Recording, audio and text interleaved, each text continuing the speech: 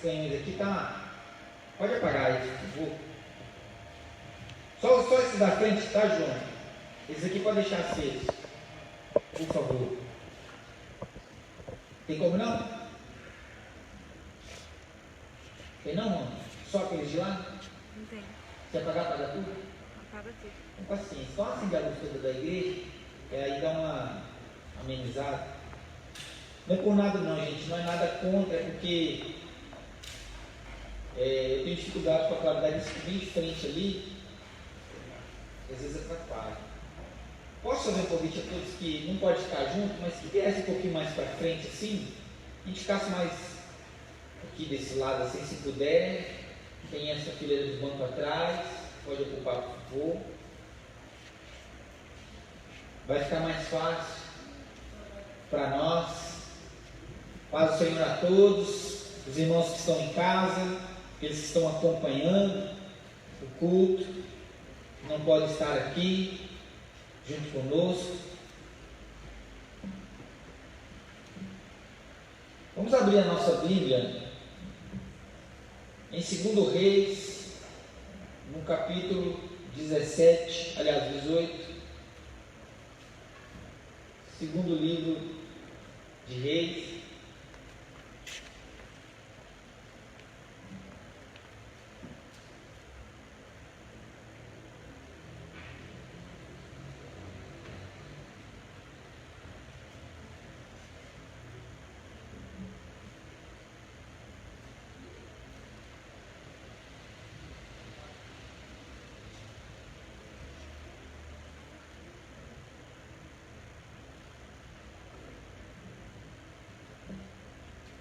Todos acharam?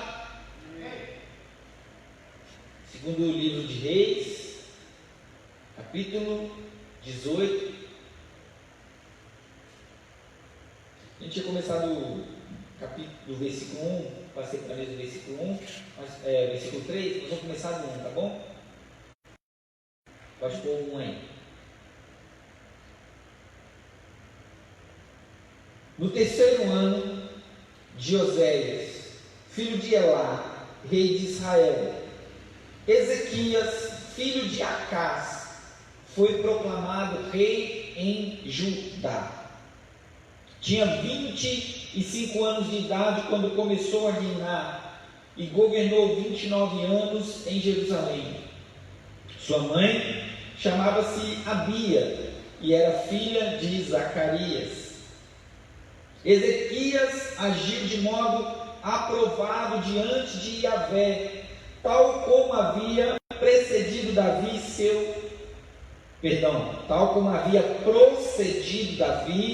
seu predecessor.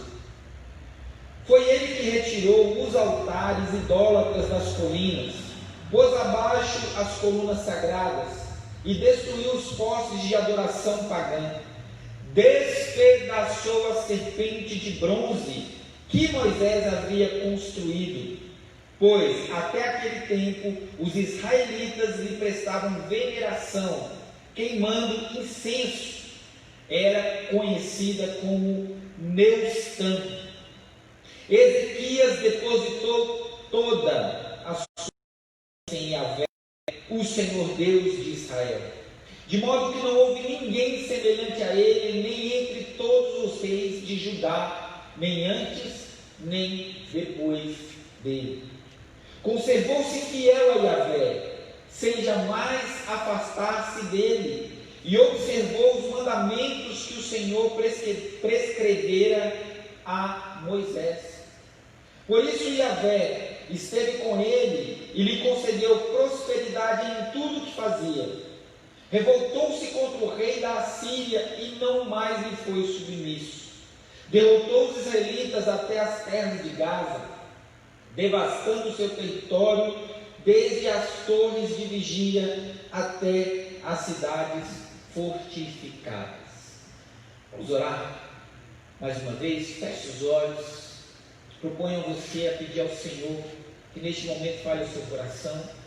Também proponho que você se comprometa com o Senhor a abrir o seu coração para que Ele fale segundo a vontade dEle. Proponho que você busque e esteja disposto a moldar a sua vida de acordo com a palavra do Senhor. Pai, em nome de Jesus, pedimos a tua bênção neste momento, graça e misericórdia, que teu Espírito Santo fale no nosso coração. Deus, eu preciso, cada um aqui precisa de ti, daquilo que o Senhor tem para dizer para nós.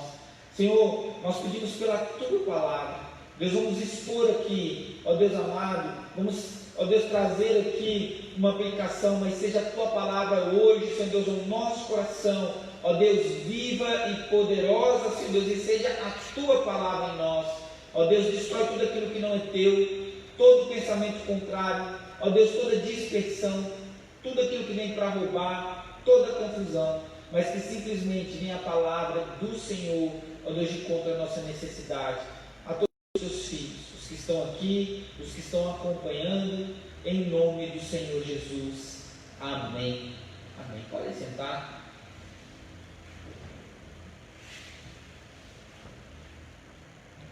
Bem, irmãos,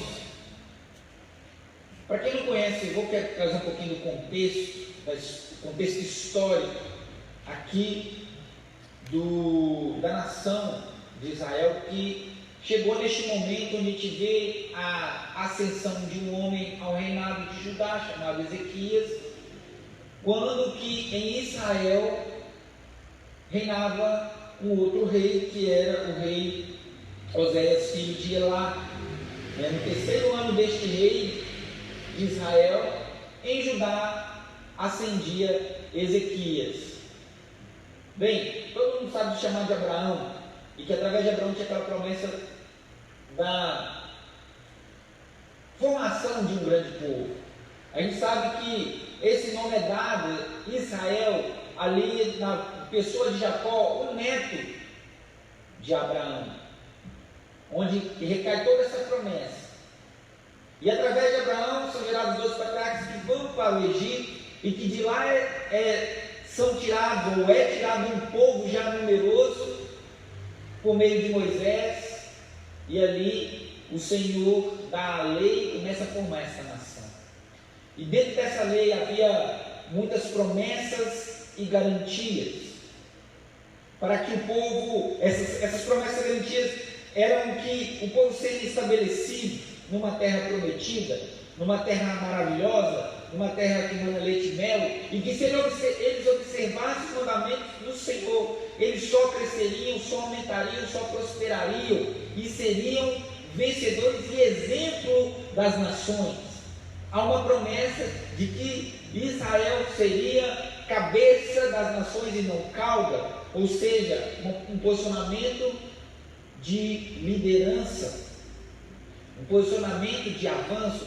Eu não quero dizer de superioridade, porque o propósito de Deus não era exaltar um povo para que ele fosse grande somente. O propósito de Deus através de Israel era que em ti serão benditas todas as nações da terra.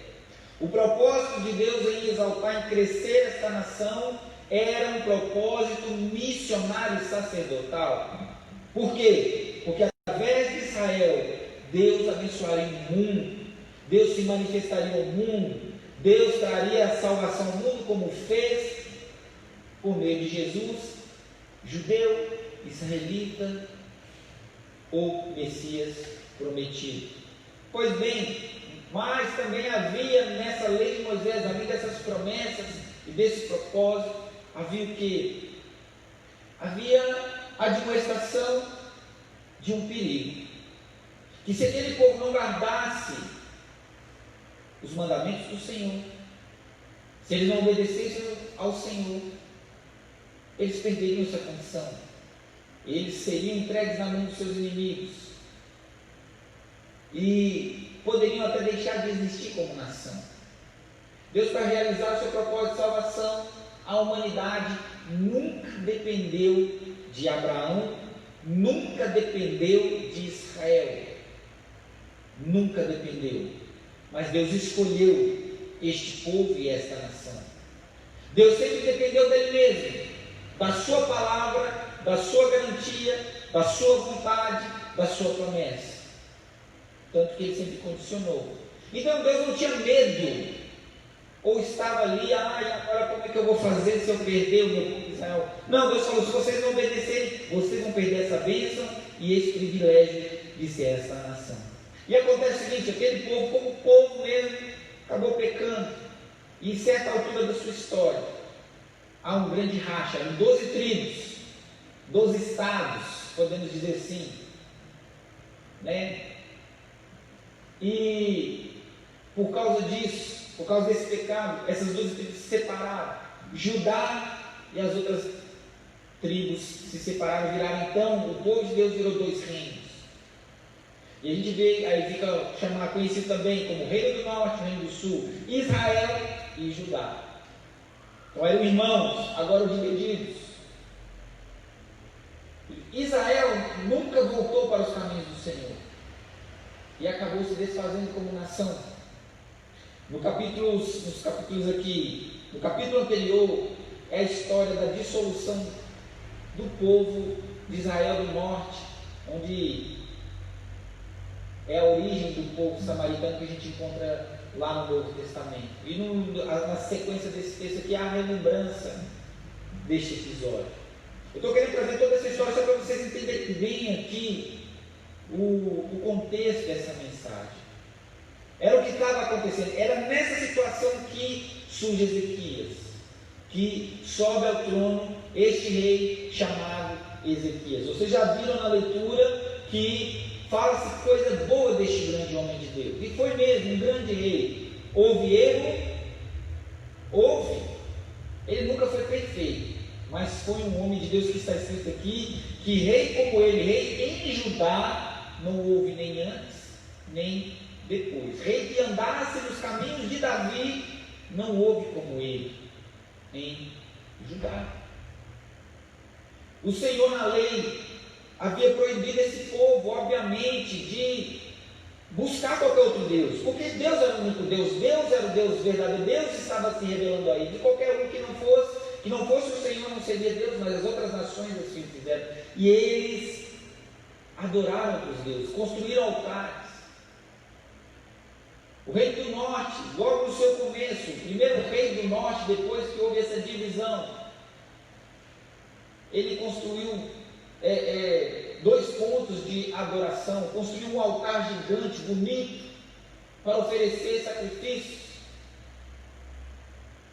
e colocou lá bezerros de ouro para serem adorados. E Israel seguia esses deuses. Mas os reis do sul, eles buscavam ao Senhor. Eles procuraram andar nos caminhos do Senhor, mas uns e outros sempre deixaram um pontinho aqui, um pontinho ali, que a gente vai falar alguma coisa sobre isso ainda no decorrer desse texto. Mas esse moço, Ezequias, ele tomou uma decisão de andar de modo aprovado diante de Deus. Ele decidiu ser assim. Subiu ao trono, e as primeiras providências dele foi de restaurar, foi de voltar para o Senhor de todo o seu coração, e foi de trazer o seu povo, como rei que era, a essa posição. Semana passada nós falamos sobre restauração, reavivamento do coração, da alegria da salvação, voltar ao primeiro amor, buscar essa volta ao estado original, melhor, no sentido de que nós precisamos crescer e evoluir, obviamente,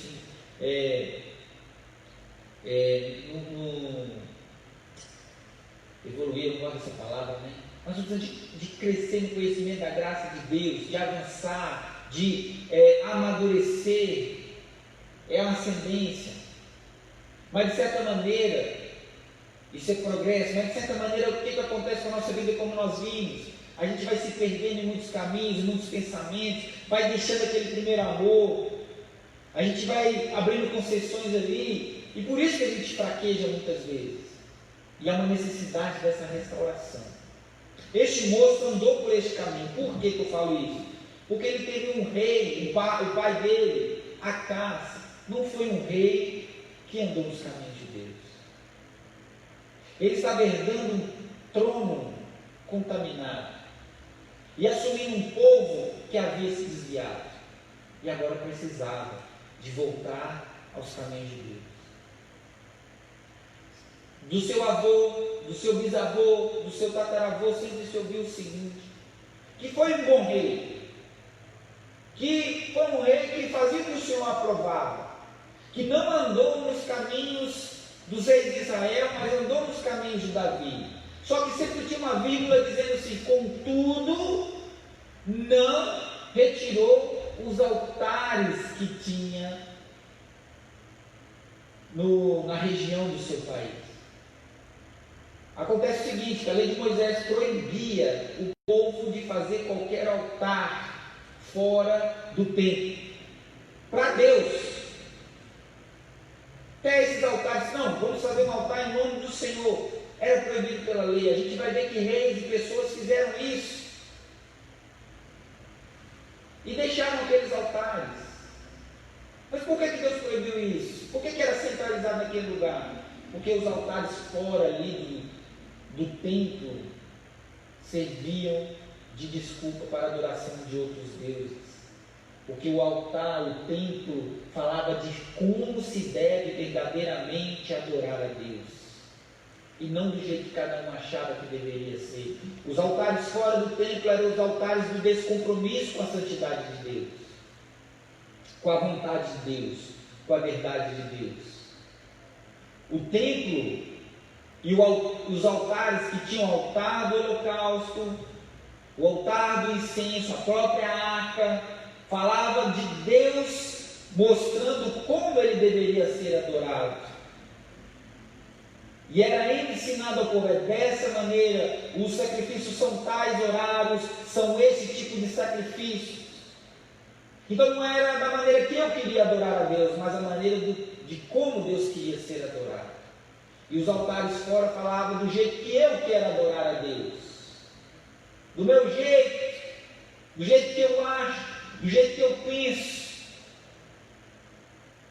e não do jeito que o Senhor requer adoração.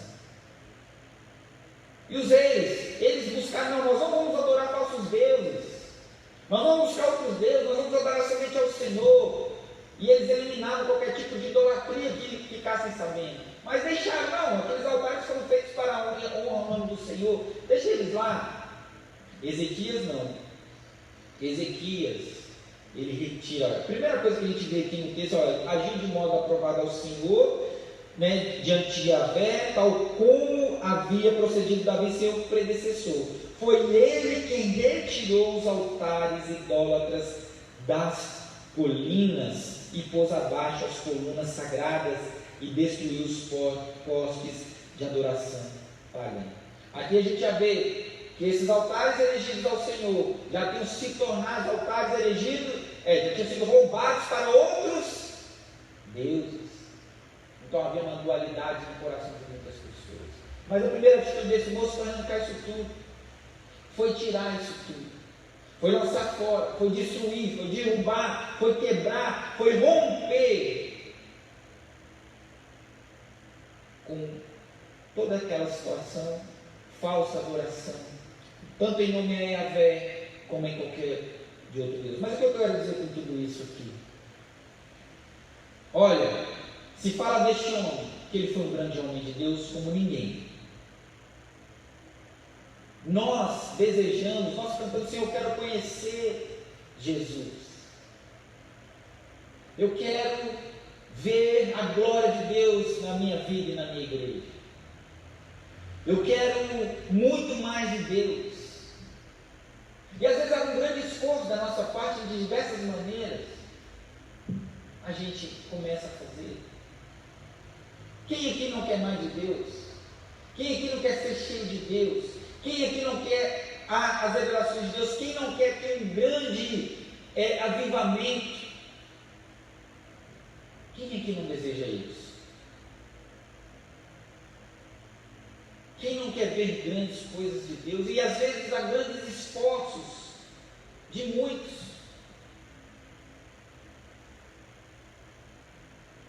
Há grande esforço. A sede, muitas vezes, a gente reconhece isso. Eu vou dizer, mas não estou condenando. E quero que me entendam, por favor. Por isso que às vezes o que acontece, a gente mergulha seguindo tantos líderes, tantos eventos. A gente busca na literatura, busca de alguma maneira, porque a gente tem uma sede muito grande de ver Deus agindo.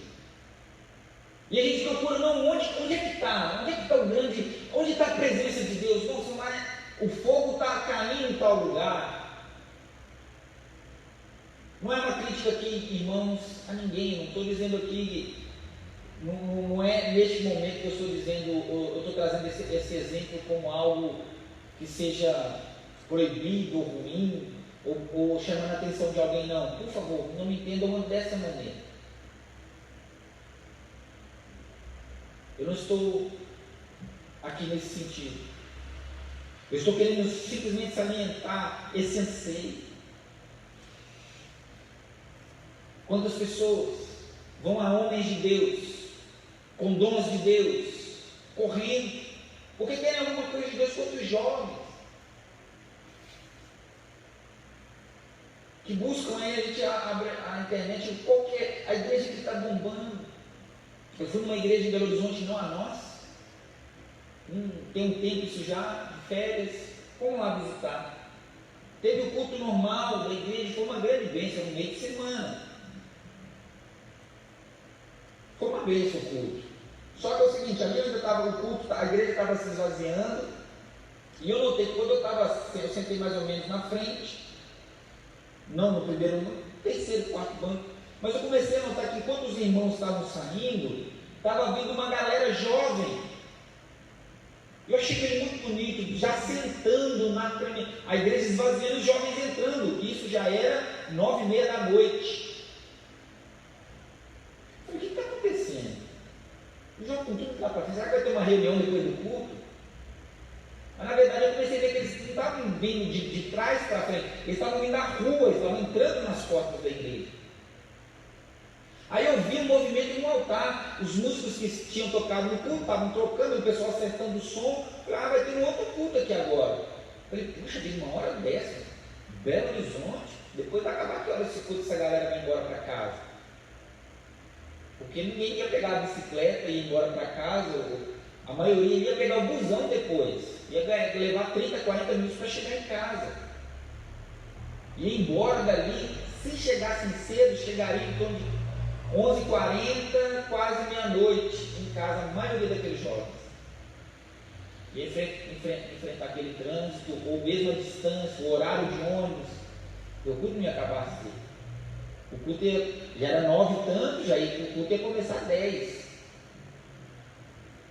Mas eu vi, e eles viram, quando eu fui aqui, que eu estava conseguindo sair, porque a igreja é grande, eu estava saindo lá da igreja, e aquele mundo de gente saindo, e aquele mundo de jovens entrando, e eu vi um pastor subindo.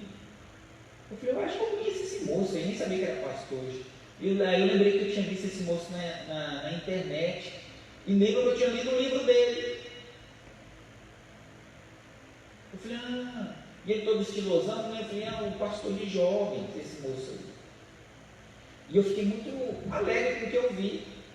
Aquele horário, o desafio, e aquela juventude toda ali,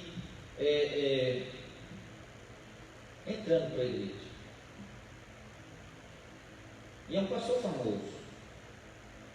Está nas redes sociais, tem literatura, ele é famoso.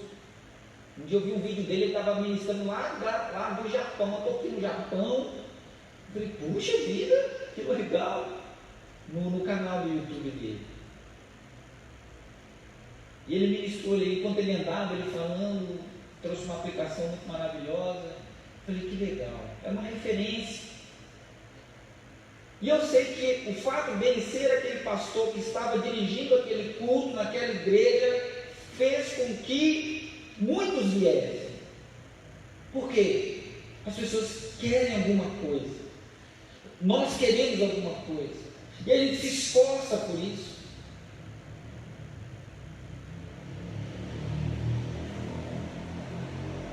Só que, irmãos, o que nós realmente queremos e precisamos, o pastor não pode dar. Nenhum pastor pode dar. Nenhum homem pode dar. Nenhum ser humano pode dar. Ah, pastor, nós somos carnais, somos, mas irmão, nós temos que entender o seguinte,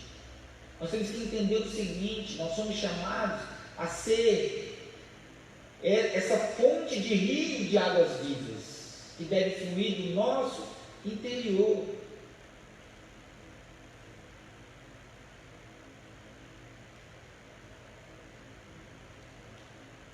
E o que acontece?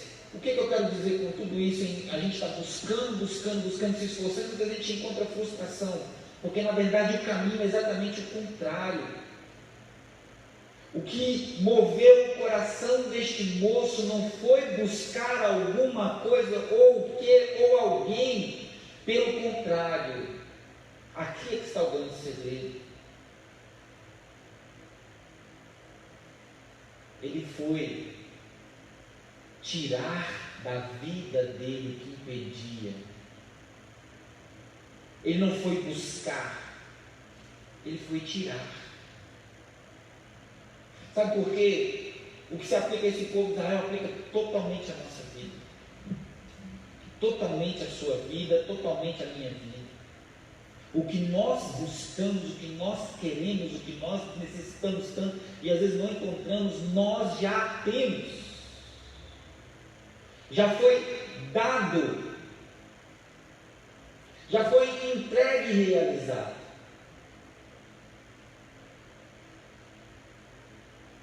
Vocês já viram aquele versículo que Jesus fala assim, o reino de Deus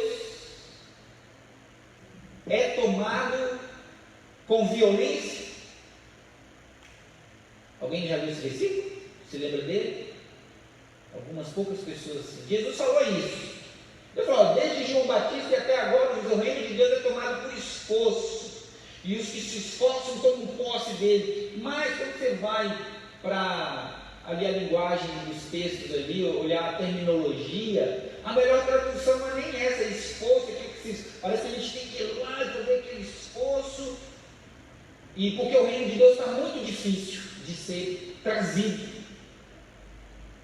Mas quando você vai para a terminologia ali, que essa linguagem é um pouco mais antiga, o que está querendo se expressar ali, aquela ideia daquele texto, a expressão é o seguinte: o reino de Deus é tomado com violência, e o reino de Deus vem com violência para ser tomado. O que significa? Que há uma ação poderosa de quem busca, violenta a qualquer custo, mas há uma ação do próprio reino violenta a qualquer custo para chegar a este. Porque foi isso que Deus fez quando enviou Jesus. Não foi nós que buscamos primeiro o reino, mas o reino veio até nós por meio da pessoa de Jesus, e até a esse ponto de ele se entregar, dele morrer, de tudo isso, com todas as suas ricas promessas. Nós às vezes falamos tanto, queremos, Senhor, queremos o Teu Espírito. Nós cantamos, Santo Espírito, vem encher este lugar, deseja o nosso coração.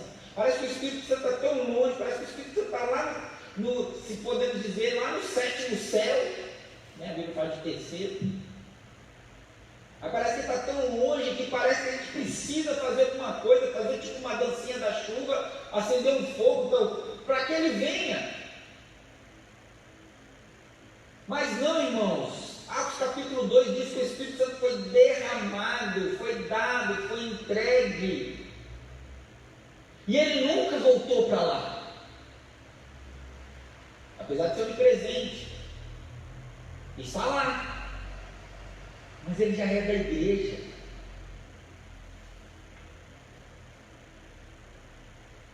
Então, o Espírito Santo ele já está agindo, atuando poderosamente.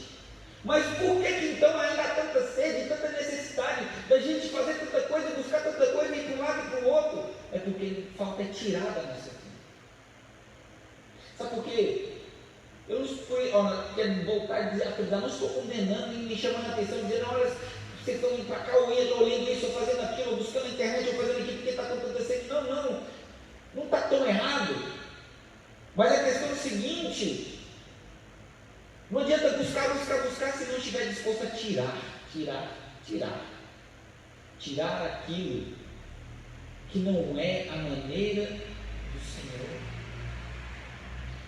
Porque preste bem atenção, o grande segredo deste homem foi tirar a idolatria. O seu pai Acás, irmãos, foi um terrível rei de Judá, um dos poucos que de Judá se diz, esse não prestou.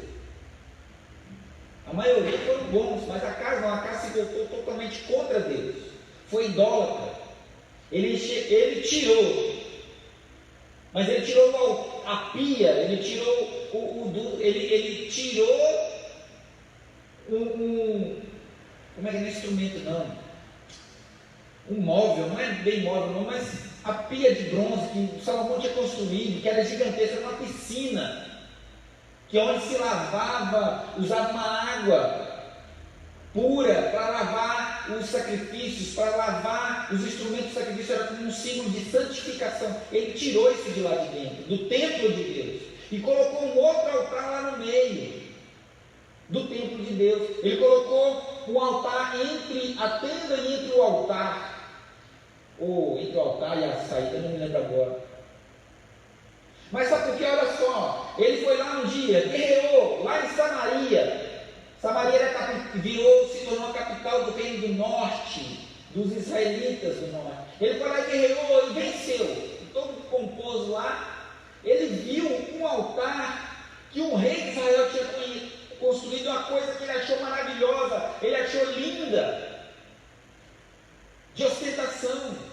Ele mandou construir um igual e trouxe para Jerusalém e colocou lá no templo de Deus. Quantos estão com tanta fome e tanta sede de Deus, querem melhorar o negócio e buscam tantos modelos e exemplos de coisas que Deus nunca mandou que se fizesse? Eu lembro de uma época, né, eu era final da adolescência, começo da juventude, já estava me preparando para o seminário, e assim, a gente viu muitos estilos de igrejas nascerem naquela época. No ano de 2000, muitas igrejas nasceram. Não vou falar mal de igrejas não, mas muita coisa foi feita, muita coisa distorcida e errada aconteceu. Isso sempre aconteceu na história da igreja. E eu vi uma reportagem, e a reportagem dizia assim: vale tudo no altar? Por quê? Porque um pastor adotou como estratégia de evangelismo, na época dessa que estava começando assim a popularização das artes marciais, né, do MMA, né, que virou o UFC, né? Isso estava crescendo, a popularização. E aí um camarada me coloca um octógono no altar com a desculpa de evangelização. Não, isso eu não vou dizer desculpa, mas era a estratégia dele. E o que tinha? Aí tinha a luta mesmo. O pessoal ia lá, os lutadores lutavam, e depois tinha o culto. E foi uma crítica que foi feita. Vale tudo no altar, mas eu acho interessante que pelo menos colocou-se a questão das pessoas pensarem o que estavam fazendo e adotando como estratégias e modelos de culto. Muitas igrejas estavam trazendo muitas referências do Velho Testamento, começaram a trazer muitos símbolos do Velho Testamento para o culto, na sua liturgia, tocar chofar. É maravilhoso, é lindo sobre aquele negócio. Muitas vestimentas sacerdotais judaicas, muita coisa da cultura judaica. O culto estava muito misturado entre o culto que a gente já estava acostumado a ter com a cultura bíblica. Eu não vou dizer cultura judaica, mas um pedaço, porque a cultura é muito profunda. Estou criticando tudo isso, condenando tudo isso, não vou entrar no mérito dessa discussão. Eu estou querendo dizer o seguinte: as pessoas começaram a fazer por si mesmas essas coisas, trazer tanta coisa, tanto modelo, e fora tantos estilos de música, tantas coisas que se faziam no mundo, começaram a trazer. Não, precisamos fazer isso, precisamos fazer desse jeito, porque a gente precisa atrair as pessoas, e o foco foi sempre atrair as pessoas. E começaram a adorar a Deus desse jeito. A moda ditando a vestimenta das pessoas dentro da igreja, sempre foi, né? Mas assim, de uma maneira onde isso ficou como importante. E o que acontece? Eu sou resultado de uma geração de pessoas que viveram uma coisa extraordinária de Deus no país, num passado recente. E o resultado daquele grande movimento de Deus, que não era aquilo que veio como estratégia, mas foi uma coisa sobrenatural. Uma época em que o Brasil avançou como o país que mais enviou missionário para o mundo inteiro, para países ricos, para países pobres, para os países mais miseráveis, onde o Brasil explodiu com missões, onde o crescimento da teologia, do ensino bíblico, da escola, dos seminários aflorou de uma maneira assim muito natural, posso dizer assim. Só que depois o que acontece? As pessoas assim eram impactadas. Então isso não acontece hoje. Não é isso. O que eu estou querendo dizer é o seguinte: as pessoas naquela época ainda assim não se buscavam tantas coisas, não se traziam tantas coisas. Simplesmente pregavam o Evangelho.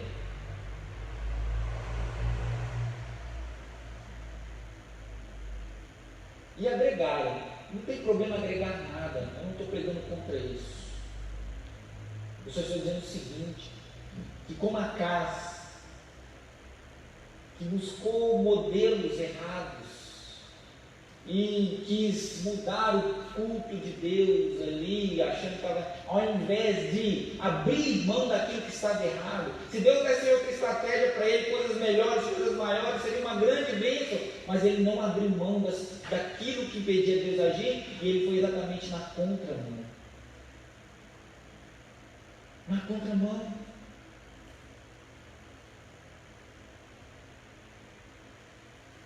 Ezequias, filho deste homem, ele toma uma posição totalmente diferente. Ele rompe com isso. Ele rompe. E o que ele começa a fazer? Tirar, botar para fora, lançar fora, quebrar os altares, tirar da sua vida aquilo que era impedimento da ação de Deus na vida dele e do seu povo. Simplesmente isso. Nós devemos buscar, sim, irmãos, toda essa bênção de Deus, devemos aprofundar, devemos realmente conhecer, saber o que está acontecendo, mas a gente não pode ficar nessa esfera, senão a gente vai se frustrar e morrer, nadar e morrer na praia, se a gente não começar a eliminar da nossa vida aquilo que impede a obra de Deus. Esses pequenos altares, a gente pode ser como os antepassados de Ezequias, que foram bons, fizeram alguma coisa, honraram a Deus, buscaram, mas não eliminou da vida deles essas armadilhas. E a gente fica preso, a gente fica pesado, a gente fica impedido de receber em nossas vidas tantas coisas maravilhosas.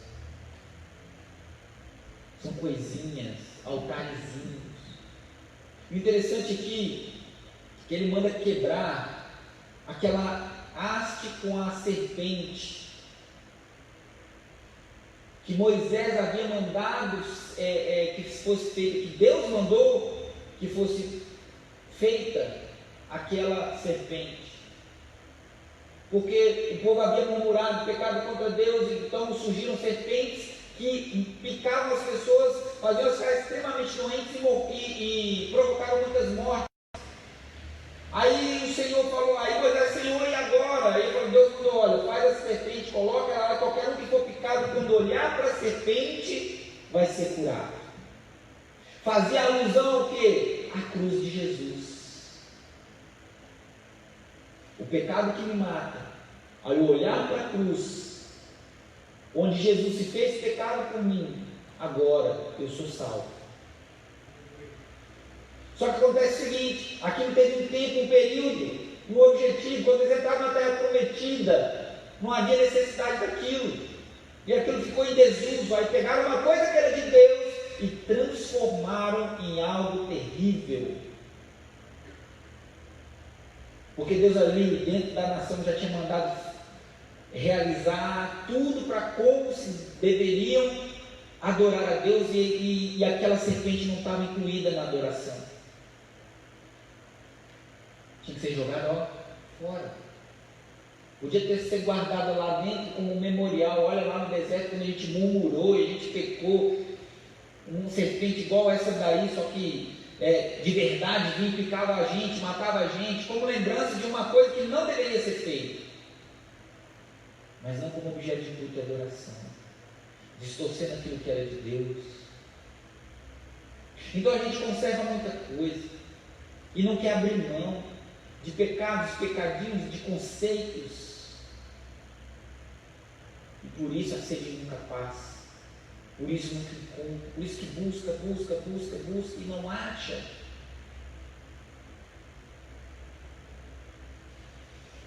Quantas coisinhas, quantos altarezinhos, quantos pontos de idolatria existem.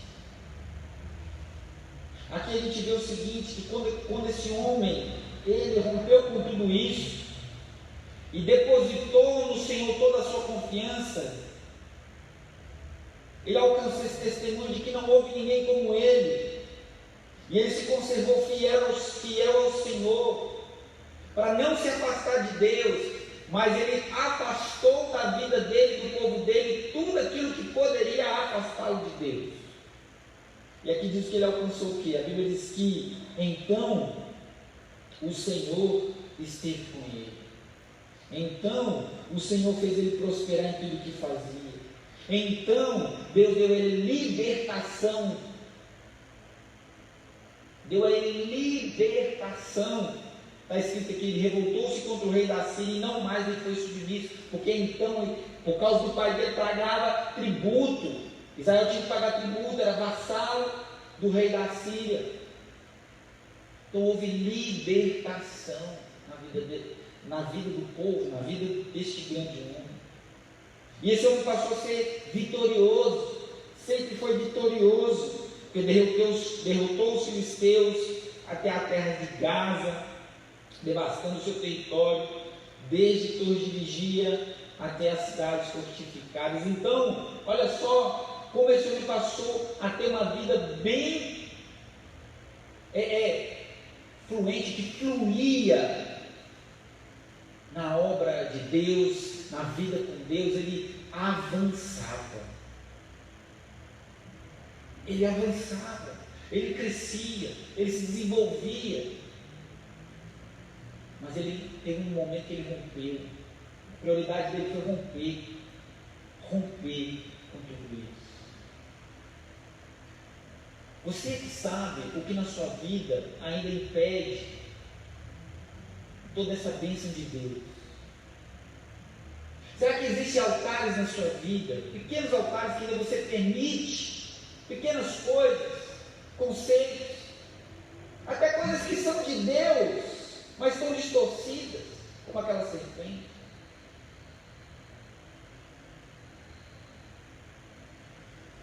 E que às vezes você precisa ficar desse jeito, sendo que o reino de Deus está plenamente acessível a você e a nós.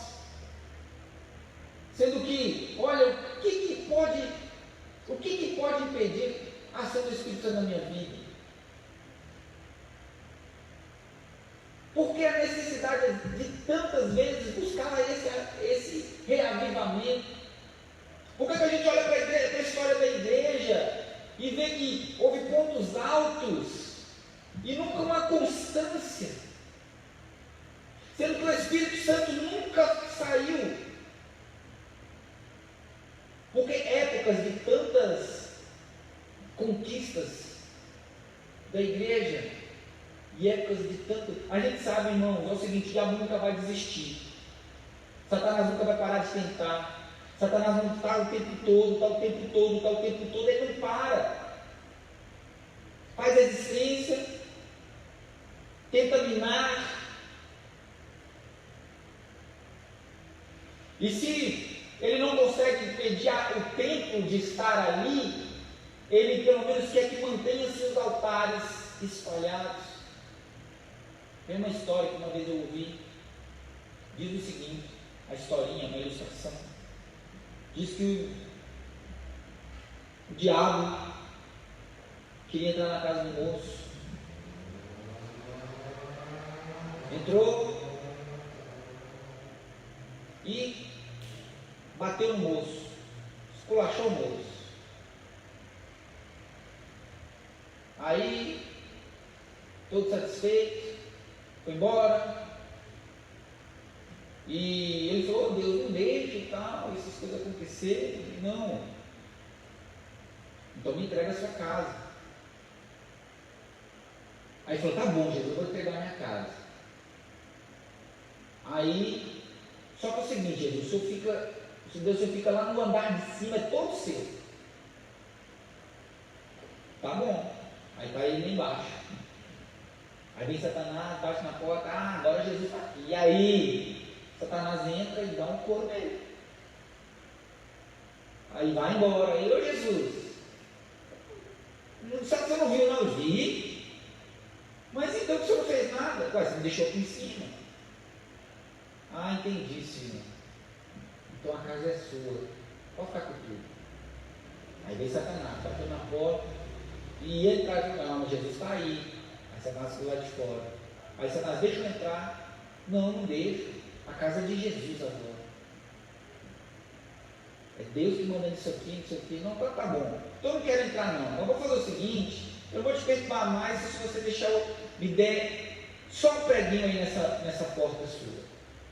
Só um preguinho que eu quero. Se eu te dar um preguinho, você vai embora e não enche mais minha paciência. Mas vou, a casa aí dele não é de Jesus, eu vou, mas também. Então tá bom. Aí Satanás pegou aquele preguinho e colocou ali um animal morto. E com o tempo, aquele moço foi relaxando, a casa era dele de novo. Aí Jesus já não podia entrar em todos os cômodos mais. E aquele preguinho, ele falou: não, está tudo tranquilo aqui, só que um preguinho vai ficar lá fora mesmo, não vai entrar mais, então eu posso ficar aqui e fazer do jeito que eu quero. Então Jesus não tinha mais aquela toda a autonomia dentro da casa. Só que é o seguinte, ele começou a sentir um mau cheiro, e ele não aguentou, aí ele abriu a porta. Quem estava lá de fora? Satanás. O que aconteceu? Entrou e bateu nele de novo. Moral da história, Satanás só foi um preguinho, só um altarzinho, para impedir a bênção de Deus, para roubar de você, para te fazer pobre diante de Deus. Ele só quer esse altarzinho, ele só quer esse preguinho, ele quer que você conserve essas coisinhas. Se Deus quer é da vontade de Deus me fazer cheio do Espírito Santo. É da vontade de Deus me fazer santo. É da vontade de Deus me fazer crescente, avançar. Força para isso na minha vida. Por que então não está fluindo tanto? O que está acontecendo? Quais são as concessões na sua vida? Quais são suas prioridades? Onde Deus, o Senhor, não é inteiro na sua vida? Os seus modelos, os seus princípios são os bíblicos, ou é como aquele rei, o pai de Ezequias, Os modelos não têm um altar mais bonito, mais adornado, tem um jeito melhor de servir a Deus.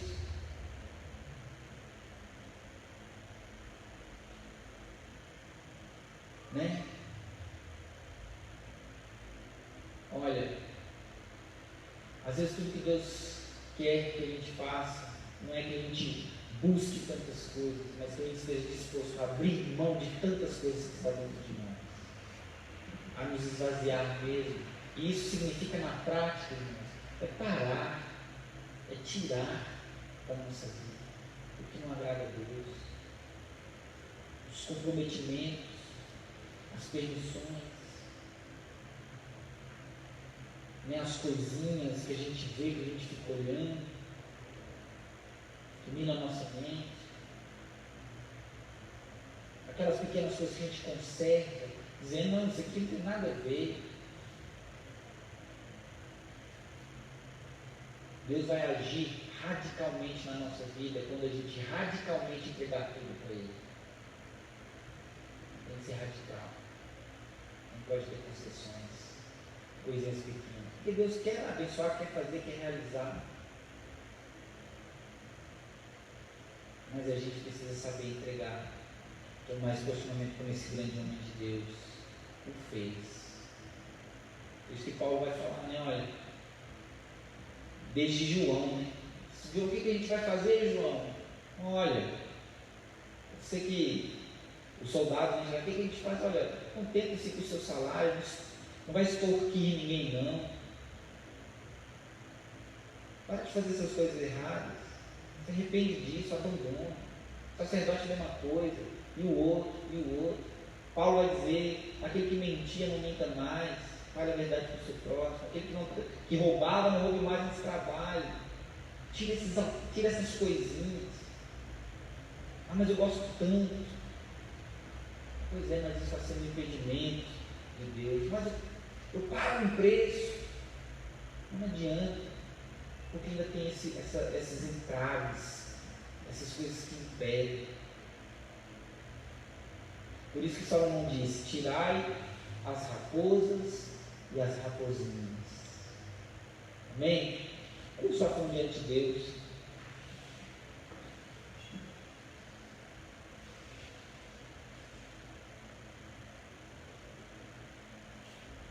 Olha só como diante de Deus. Pense nesse momento. Olha, irmãos, não é para trazer peso, assim, não. A melhor coisa que temos a nosso favor é o grande amor do nosso Deus. Seus olhos fechados, ouça. É o Espírito Santo que te ajuda. Se há vontade, se há decisão, o Espírito Santo está todo para você te ajudar. E fala assim, Senhor, me mostra o que eu preciso tirar da minha vida. Tem coisa que você já sabe até.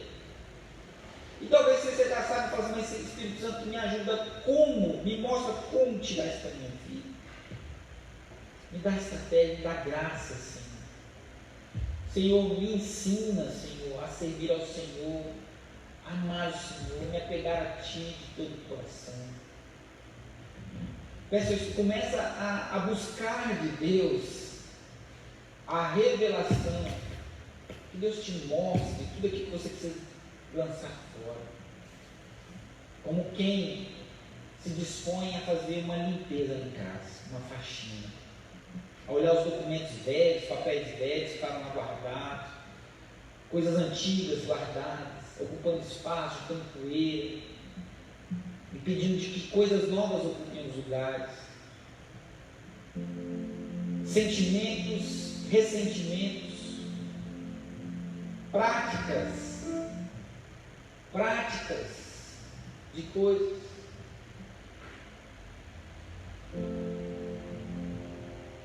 Que o Espírito Santo te mostre. Talvez até conceito religioso que ficou distorcido.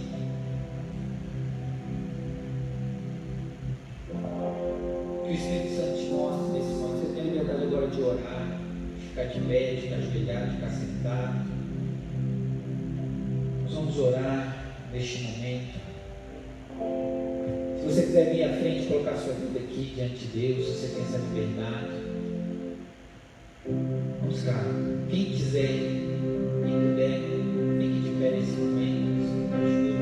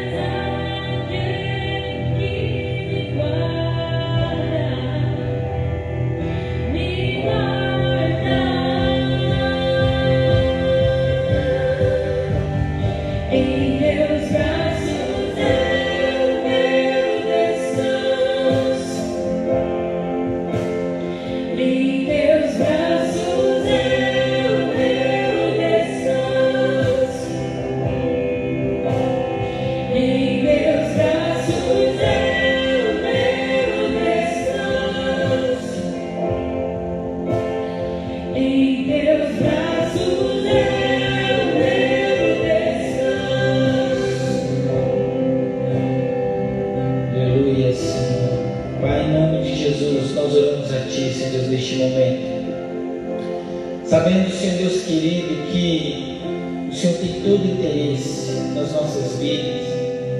Ó Deus, é a vontade do Senhor que é boa, perfeita e agradável, Senhor Deus, a fim de nos levar a experimentar, ó Deus querido, Pai amado, todo o Teu reino, Senhor, a viver, a herdar este reino, Senhor. Ó Deus, o Senhor enxerga, o Senhor vê melhor do que nós. Ó Deus amado, os Teus pensamentos são muito maiores, nossos são pequenos, Senhor, os nossos caminhos, Senhor, e que o Senhor quer, ó Deus amado, realmente impactar a nossa vida, Senhor. Deus, em nome de Jesus, nós pedimos a Ti, Senhor, que o Senhor nos mostre, o Senhor nos ilumine, o Senhor nos guie no caminho, ó Deus amado, o Senhor nos dirige os nossos passos, o Senhor conduza a nossa vida, Senhor. Que não haja em nós, Deus amado, resistências, ó Senhor. Ó Deus, Pai amado, lugares ocultos, ó Pai amado, permissões, Senhor, altares, ó Senhor Deus amado, que não são nenhum ao Teu nome, e nem o Senhor, ó Deus, pediu que fossem levantados, Senhor. Pai, em nome de Jesus Cristo, Senhor, visita as nossas vidas, ó Pai amado. Ilumina nossa mente, nosso coração, nosso entendimento, Senhor, mais profundo nosso ser, Pai, para nos afastar de tudo aquilo que nos afasta de Ti, Senhor. E o Senhor tenha plena liberdade, Senhor, em nosso coração. Nos faça, Senhor Deus amado, ó Deus, para a Tua glória, para o Teu louvor, Pai. Abençoa cada vida aqui, abençoa cada coração. Deus amado, abençoa cada um dos teus filhos, abençoa aqueles que não estão, abençoa os jovens, ó Senhor, desta igreja. Ó Deus, visita-os, ó Pai amado, Deus, nas suas dores, nas suas dificuldades, Senhor Deus, aqueles que têm enfrentado, Senhor Deus, todas as sorte de problemas, ó Pai, ó Deus, emocionais, ó Deus, Deus, problemas, Deus, físicos, financeiros, ó Pai amado, espirituais, ó Pai, aqueles que têm sido às vezes atraídos, ó Deus amado, por tantos altares do mundo, tantos modelos e padrões do mundo, Senhor Deus querido, em nome de Jesus. Pai, traz avivamento, Senhor. Ó Deus, visita-os, ó Senhor. Ó Deus, enche-os, ó Deus, com o Teu Espírito. Atrai-os, ó Deus, para Ti mesmo, Senhor, para o louvor e glória do Teu nome. Pai amado, em nome de Jesus. Pai, nós Te exaltamos. nós benzemos esta noite e te glorificamos. Aleluia, aleluia. Meu irmãos, nesse momento nós pode trazer diante de Deus seu dízimo, sua oferta. Quem trouxe, está na liberdade do Espírito Santo para trazer diante do altar do Senhor. Enquanto